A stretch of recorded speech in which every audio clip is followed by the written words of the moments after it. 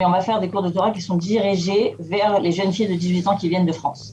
En fait, une fille à 18 ans, elle doit choisir ses différents chemins et choisir son futur foyer, à quoi il va ressembler, son futur métier. De la générosité, des talents et du cœur, c'est la sauce du jour sur studioqualita.com.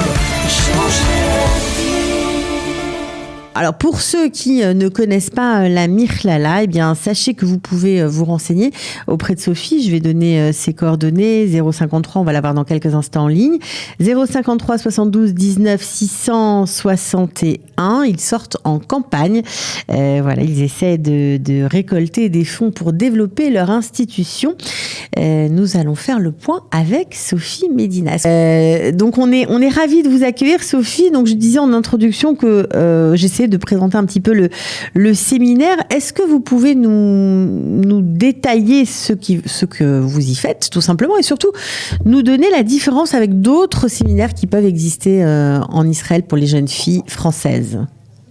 En fait, on est tout en un. C'est-à-dire qu'on est en même temps un séminaire de Kodesh, donc il y a à peu près plus que 25 heures de Kodesh par semaine. Il y a beaucoup d'excursions en Israël pour faire découvrir la terre d'Israël. Il y a des psychométriques, il y a l'ivrite, il y a un système de volontariat Chesed qu'on fait dans les familles, qu'on fait dans les hôpitaux, qu'on fait dans les points de...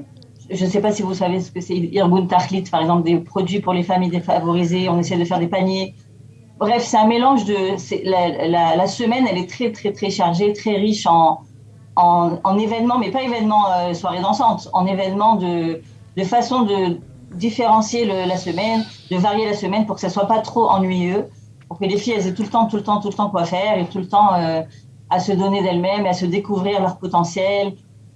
Voilà. Vous avez des séances c'est très à la mode dans les séminaires aujourd'hui, surtout les séminaires féminins. Il y a des coachs qui viennent pour essayer de faire en sorte que les jeunes filles se développent et se connaissent mieux. Vous aussi, vous êtes nous aussi concernés. On met le point surtout sur les cours de Torah. On va pas prendre des cours de Torah. Tous les cours de Torah sont intéressants, mais on va faire des cours de Torah qui sont dirigés vers les jeunes filles de 18 ans qui viennent de France. En fait, une fille à 18 ans, elle doit choisir ses différents chemins et choisir son futur foyer, à quoi il va ressembler, son futur métier, qu'est-ce qu'elle veut faire dans la vie au niveau du métier. Est-ce que ça sera plus du commerce, de l'éducation, de l'esthétique, de la biologie, médecine et tout ce qui est paramédical. Après, à elle de se découvrir dans ce niveau-là, mais on va faire en sorte de faire ça par les cours de Torah. Ça veut dire qu'on va étudier par exemple l'histoire d'Abraham Avinu avec son fils Ishmaël qui devait renvoyer, la femme elle a demandé de renvoyer, Sarah elle a demandé à Abraham de renvoyer Ishmaël.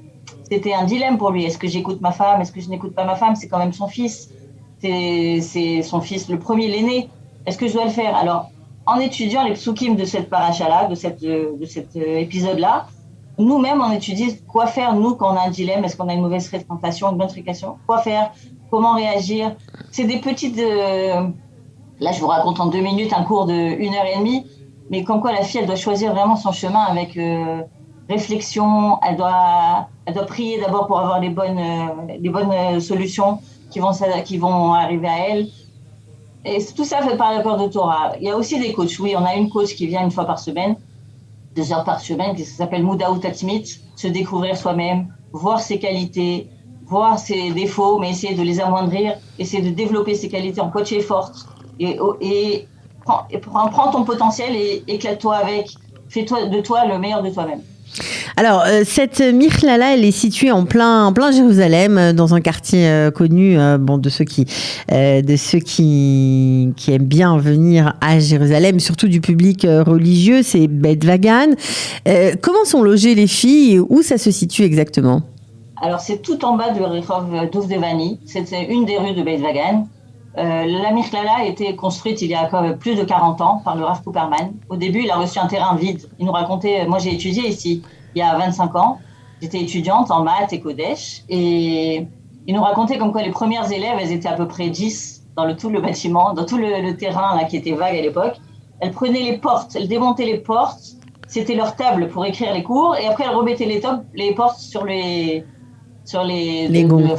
Voilà, pour pouvoir dormir dans leur chambre. C'était très vide au début et au fur et à mesure des années, il a construit un empire Au Hachem, je ne sais pas si vous avez passé la vidéo, mais c'est vraiment un campus à l'américaine, quoi. Il y a des appartements je ne veux pas dire de luxe, mais c'est des beaux appartements. Moi-même, j'y habite. J'ai 9 enfants et j'habite dans le même appartement que les jeunes filles, avec ma famille, mon mari, mes enfants. Et pour vous dire comme quoi c'est spacieux, il y a 4 chambres par appart, de 2, avec une cuisine, un petit salon. Il y a même dans le campus une piscine, un terrain de basket, il y a un réfectoire self-service, vraiment comme à l'américaine.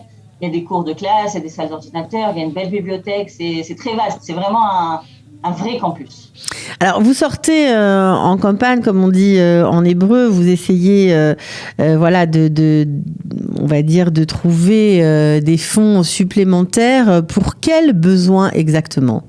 Alors, ce n'est pas supplémentaire, parce que je vous explique. J'étais à Paris, là, il y a un mois, pour faire justement du recrutement chez les élèves. En fait, ils ont décidé très tard de réouvrir cette année. Ils n'ont pas ouvert l'année dernière. En raison du corona. Okay. Voilà, à cause du corona, le Rav Cooperman, qui est le directeur de tous les locaux ici, de tout la Mikhlala, il m'a dit on ne peut pas prendre la responsabilité. Les Français, en France, ça ne va pas du tout. On ne peut pas prendre la responsabilité. Et quand je parle aux autres directeurs des autres endroits d'Israël, ils m'ont dit qu'ils ont eu une année très, très, très difficile. Et je suis ça veut dire, je suis déçue d'un côté. J'ai passé un an un peu difficile parce que moi, je suis très active et j'aime donner. J'ai essayé de faire ce que j'ai pu avec les filles qui étaient en Israël étudiantes dans le quartier. Mais c'est pas la même chose que d'avoir un séminaire, d'avoir une trentaine de filles en dessous de moi avec qui on peut vraiment donner au maximum. Et là, cette année, donc, il y a beaucoup de parents, quand j'étais en France, qui me disaient Sophie, Madame Medina, j'aurais tellement voulu envoyer ma fille, mais je n'ai pas les moyens de payer autant. Et alors qu'on ne demande pas énormément, mais la moitié des parents... Ça coûte combien la scolarité chez vous ? Écoutez, Massa, Baruch Hashem, il nous donne une très bonne bourse. Il nous donne plus de $6 000 de bourse.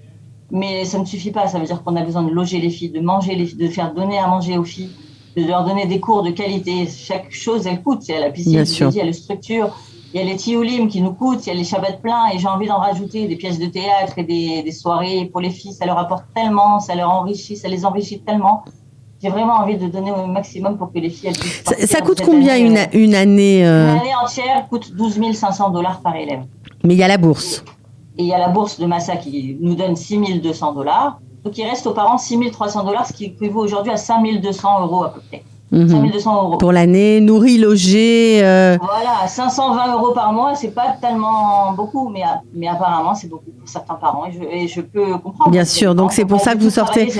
Voilà, vous lancez une campagne pour essayer de récolter des fonds pour pouvoir permettre. Pour faire venir le maximum d'élèves qui puissent s'épanouir ici. Donc pour vous, si vous êtes revenu 25 ans après pour s'occuper du séminaire, j'imagine que c'était une expérience inoubliable qui vous a énormément apporté. Ça fait 15 ans que je suis bien sûr. Du séminaire. C'est pas nouveau. Oui, bien sûr. Que je reviens. Mais c'est vraiment un endroit magnifique. Je reviens à mes origines, comme on dit, je sais pas. Je reviens au premier endroit qui m'a accueilli en Israël quand j'avais 18 ans après le bac, 17 ans même. Et on m'a accueilli, on m'a fait beaucoup de bien et on m'a fait grandir. On m'a donné des cours de Torah que je n'avais jamais entendus en France. Ça m'a permis de choisir mon derer et au Hachem, je suis très contente, je suis très heureuse et épanouie.